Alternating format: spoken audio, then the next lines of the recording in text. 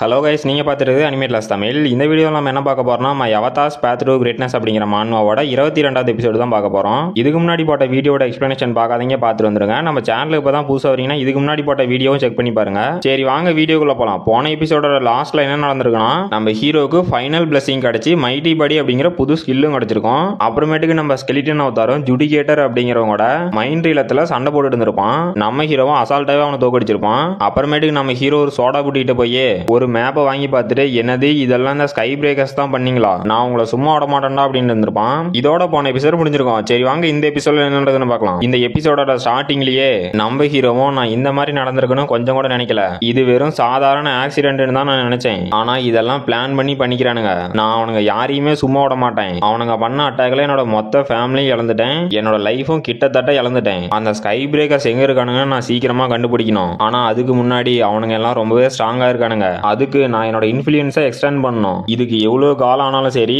அப்புறம் என்கிட்ட இருக்க மொத்த ரிசோர்ஸும் தீந்தா கூட சரி, அவனுங்க யாரையும் நான் சும்மா விட மாட்டேன் அப்படின்ட்டு இப்ப நான் ஒரு பிளான் போட்டிருக்கேன். இந்த புது ஸ்கில்லை நான் டெஸ்ட் பண்ணி பார்க்கணும். இதுதான் ரிஃபைன்டு பிளட் கிறிஸ்டல். இந்த கிறிஸ்டலை நான் ரிஃபைன் பண்றதுக்கு என்னோட உடம்புல இருக்க எக்ஸஸ் ஆன பிளட் எல்லாத்தையும் கம்ப்ரஸ் பண்ணி இந்த கிறிஸ்டலை ரிஃபைன் பண்ணிருக்கேன். இந்த கிறிஸ்டலை வேற ஒரு வேம்பியரோட உடம்புல நான் ஃபியூஸ் பண்ணேன் அப்படின்னா அந்த வேம்பியரோட ஜெனட்டிக் ஃபுல்லா மாறி அது பவர்ஃபுல் ஆகுது. ஆனா இதுல ஒரே ஒரு பிரச்சனை மட்டும் தான் இருக்குது. இந்த கிறிஸ்டலை நான் ரிஃபைன் பண்ணோம் அப்படின்னா என்னோட பிளட் தேவைப்படுது, ஆனா அது ஒன்றும் பெரிய விஷயமா இருக்காது. எனக்கு தான் பிளட் கொடுக்கறதுக்கு நான் நிறைய வேம்பியர்ஸ் இருக்காங்கல்ல, அவனுங்க கிட்ட இருக்கிற பிளட் நான் எடுத்துக்கிறேன், அப்புறம் உங்க யாரையும் சும்மா விட மாட்டேன் அப்படின்னு அந்த கிறிஸ்டலை உடைச்சிட்டான். அப்புறமேட்டுக்கு நம்ம சொல்றேனோ, என்னது நீ அந்த எக்ஸ்ட்ரீம்ஸ் எல்லாத்தையும் தனியா தோக்கடிச்சிட்டியா அப்படின்னு ஷாக் ஆகுறா.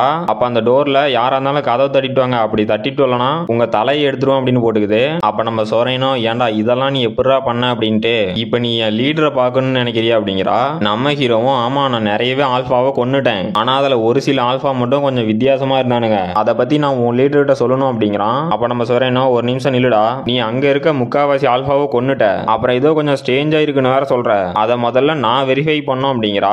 நம்ம ஹீரோவும், என்னது வெரிஃபை தானே பண்ணிட்டா போச்சு அப்படின்னு அவனோட கையை நீட்டி அந்த கிறிஸ்டலை கொண்டு வர நடக்குது. அப்ப அங்க இருந்து வர ஆளெல்லாம் பயங்கர டெரிஃபைங்கா இருக்கு. இந்த சீன்ல நம்ம ஹீரோ பாக்குறதுக்கு ஒரு டீமன் லார்ட பாக்குற மாதிரி இருக்குது. அப்ப நம்ம சொல்றேனோ, என்னது இவ்வளவு மேஜிக் எனர்ஜியா, அது ஸ்ட்ராங்கா இருக்குன்னு தெரியும், ஆனா இவ்வளவு ஸ்ட்ராங்காவா, அது கிட்டத்தட்ட லெவல் 7க்கு மேல இருக்கலாம், இந்த ஸ்ட்ரென்த்தை என்னாலலாம் சமாளிக்க முடியாது, நான் உடனே எங்க லீடர் கிட்ட சொல்றேன் அப்படிங்கிறா. அப்புறமேட்டுக்கு அந்த சொரையனோட லீடரை காட்டுறாங்க.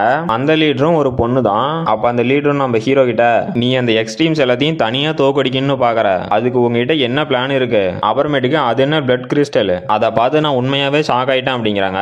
நம்ம ஹீரோவும், என்னால அவங்க எல்லாத்தையுமே சமாளிக்க முடியும், உங்களோட பர்மிஷன் இல்லாம நான் போக வேண்டாம்னு பாக்குறேன், என்னோட கோல் என்னன்னா இந்த இடத்துல பீஸ்ஃபுல்லான ஒரு லைஃபை வாழணும், அப்புறம் எனக்கு யாரும் எந்த ஒரு ஆர்டரும் போடக்கூடாது, அந்த எக்ஸ்ட்ரீமேட்ஸ் அப்படிங்கிறவனுங்களாம் அந்த ஸ்கை பிரேக்கர்ஸ் கூட கனெக்ஷன்ல இருக்கானுங்க, அவனுங்களை சும்மா விடக்கூடாது அப்படின்னு டென்ஷன் ஆகுறான். அப்ப அந்த லீடரும், ஓ இதுதான் உன்னோட கோலா, இந்த ரெண்டு கோலும் கொஞ்சம் கேட்கறதுக்கு இன்ட்ரெஸ்டிங்கா தான் இருக்கு அப்படிங்கிறாங்க.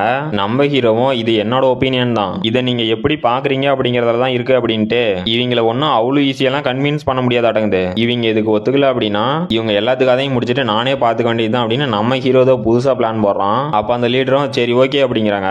நம்ம ஹீரோவும், என்னது ஒத்துக்கிட்டாங்களா அப்படின்னு ஷாக் ஆயிட்டு, நீங்க என்ன நான் சொன்னது ரொம்பவே ஈஸியா ஒத்துக்கிட்டீங்க, உங்களுக்கு என் மேல அவ்வளவு கான்பிடன்ஸ் இருக்கா அப்படின்னு கேக்குறான். அப்ப அந்த லீடரும், ஆமா கண்டிப்பா எனக்கு என் மேல கான்பிடன்ஸ் இருக்கு, நீங்க அந்த எக்ஸ்ட்ரீமேட்ஸை தோக்கடிக்கிறதுக்கு நான் உங்களுக்கு ஹெல்ப் பண்றேன் மிஸ்டர் ஹான்ஸ், நீங்க சொரையன் எடுத்துக்காங்க, அவ உங்களுக்கு சர்வ் பண்ணுவா அப்படிங்கிறாங்க. அப்ப சொரையன்லாம், மேடம் நீங்க என்ன பேசுறீங்க, என்னையா இவங்க கூட அனுப்ப போறீங்க, அதுவும் ஒரு சர்வெண்டாவா, இது எனக்கு ரொம்பவே ஷேமா இருக்கு அப்படிங்கிறா. நம்ம ஹீரோவும், நான் இதுக்கு ஒத்துக்கிறேன் அப்படிங்கிறான். அப்ப அந்த லீடரும், சரி ஓகே நாம இதை பத்தி கொஞ்சம் பேசலாமா, அந்த எக்ஸ்ட்ரீமேட்ஸ்ல அந்த கிறிஸ்டலை எப்படி அப்சர்வ் பண்றானுங்க அதை பத்தி கொஞ்சம் சொல்லுங்க, அப்புறமேட்டுக்கு இப்ப நம்ம புது மேஜிக் குரூப்பை ஆரம்பிச்சிட்டோம் அப்படிங்கிறாங்க.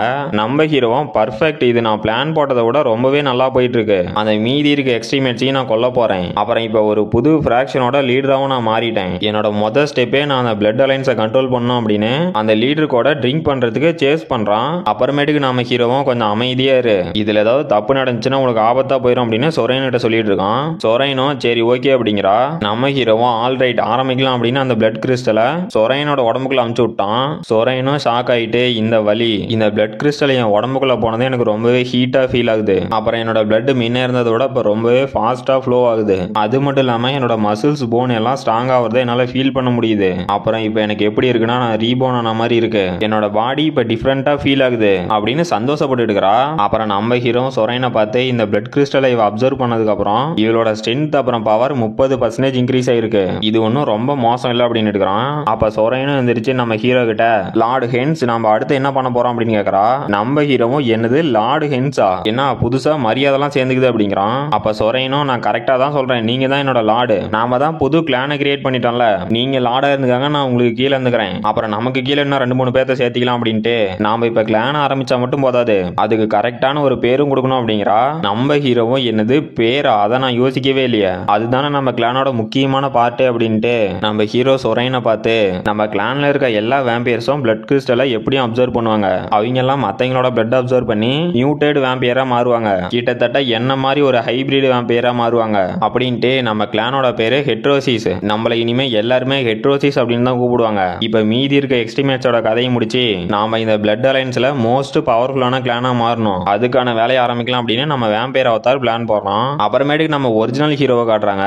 நம்ம ஹீரோவும் இப்ப ஹென்ஸோட பிரச்சனையும் முடிச்சாச்சு, இதுக்கு மேல அவன் எல்லாத்தையும் பார்த்துப்பான். ஆனா இன்னும் அந்த ஸ்கை பிரேக்கர்ஸோட கதையை முடிக்கல, அவனுங்க எல்லாரும் கொரியாவில தான் எங்கேயாவது ஒளிஞ்சிட்டு இருப்பானுங்கன்னு நினைக்கிறேன். ஆனா அவ்வளவு பெரிய ஆர்கனைசேஷனை நான் எப்படி தனியா கண்டுபிடிக்கிட்டோம், இதுக்கு ஒரு வழியை கிரியேட் பண்ணணும், நான் நினைக்கிறது மட்டும் கரெக்டா இருந்துச்சுன்னா அவனுங்க எல்லாத்தையும் என்னால ஒரே ஷாட்ல கொல்ல முடியும், அதுக்கு என்னோட இன்ஃப்ளூயன்ஸை நான் அதிகப்படுத்தி அதர் வேர்ல்டுல கர்மா பாயிண்ட்டை ஏர்ன் பண்ணணும், அதுக்கு எக்ஸாம்பிளா நான் ஒரு வார கிரியேட் பண்ணி அதுல இருந்து கூட கர்மா பாயிண்ட்டை ஏர்ன் பண்ணலாம். இல்ல ஒரு நிமிஷம், நான் ஏன் இந்த மாதிரி பைத்தியக்காரனால நினைக்கிறேன், இந்த மாதிரி நான் வார கிரியேட் பண்ணேன்னா நிறையவே அப்பாவி மக்கள் பாதிக்கப்படுவாங்க, நான் என்ன முட்டாளா, எனக்கு எப்படி இந்த மாதிரி ஒரு யோசனை வந்துச்சு அப்படின்ட்டு என்னால எந்த ஒரு இன்னசென்ட் பீப்புளும் பாதிக்கப்படக்கூடாது அப்படின்ட்டு சரி அதெல்லாம் இப்ப மறந்துடலாம், என்னோட ரூமை கிளீன் பண்ணலாம் அப்படின்னு அங்க ஒரு புக்கை நம்ம ஹீரோ பார்த்து ஒரு நிமிஷம் எனக்கு ஒரு வழி கிடைச்சிருச்சு, நம்ம டீமன் கிங் ஹேண்ட்ஸை பார்த்து அங்க இருக்க ஊர் மக்கள்லாம் பயப்பட்டு இருக்கிறானுங்க, அப்புறம் அந்த வேலண்டியன் வாரியர்ஸ் ஆர்கனைசேஷன்ல தான் நம்ம ஹென்ரிச்சும் இருக்கான், அதனால நம்ம ஹேண்ட்ஸை வச்சு தப்பு பண்ற நோபல்ஸுக்குலாம் கொஞ்சம் பிரச்சனை கொடுக்கலாம், அப்ப ஹென்ரிச் வந்து நம்ம ஹேண்ட்ஸ் தோக்கடிக்கிற மாதிரி பண்ணலாம், அப்ப நம்ம ஹென்ரிச் ஒரு ஹீரோ ஓட்டம் இருப்பான். தக்காளி இந்த பிளான் மட்டும் கரெக்டா போனுச்சுன்னா அந்த ஈவில்ஸ் அழிக்கிறதுல இருந்தும் நமக்கு கர்மா பாயிண்ட் கிடைக்கும், நம்ம ஹென்ரிச் ஹீரோ ஆனா அதுல இருந்தும் கர்மா பாயிண்ட் கிடைக்கும், இதுக்கு பேரு தாண்டா ஒரே கல்ல 2 மாங்கா அப்படின்னு.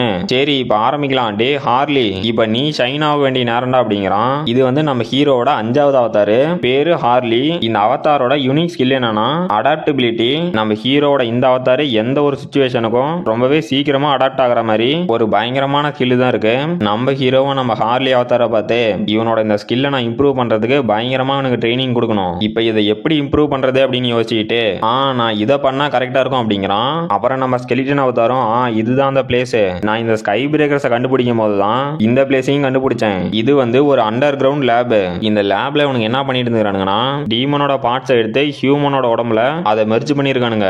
அது மட்டும் இல்லாம இந்த லேப்ல இருந்து எனக்கு நிறையவே ஸ்பெசிமென்ஸோட பிளட் சாம்பிள்லாம் கிடைச்சிருக்கு, அப்புறம் இந்த ஸ்பெசிமென் ரொம்பவே ஸ்ட்ராங்கா இருக்கும், இதால எவால்வும் ஆக முடியும், அதுதான் டிராகன் பிளட்டோட பவர், அந்த பிளட்டை வச்சு நான் இப்போ ஒரு டிராகனையே கிரியேட் பண்ணிட்டேன், இந்த சிச்சுவேஷனுக்கு ஹார்லி அடாப்ட் ஆகி சர்வே ஆகுவானா, இதுதான் என்னோட ட்ரைனிங் மெத்தட், என்னோட நாலேஜ் எல்லாத்தையும் கம்பைன் பண்ணி இதை நான் கிரியேட் பண்ணிருக்கேன் அப்படிங்கிறான். அப்ப அங்க ஜெய்ஜாண்டிக்கான ஒரு காலை மாதிரி இருக்கு, அது காளையா இல்ல டிராகனா கரெக்டா காட்டல அவனுங்க. நம்ம ஹீரோவும் இப்ப என்கிட்ட ரொம்பவே ஸ்ட்ராங்கஸ்டான பயாலஜிக்கல் வெப்பன் எல்லாம் இருக்கு, என்னை யாராலையும் அசைக்க முடியாது அப்படிங்கிறான். கைஸ் இதோட இந்த சாப்டர் முடிஞ்சு போச்சு. இந்த வீடியோ பிடிச்சிருந்துச்சுன்னா மறக்காம லைக் பண்ணுங்க, ஷேர் பண்ணுங்க, சப்ஸ்கிரைப் பண்ணுங்க. நம்ம அடுத்த வீடியோல பார்க்கலாம்.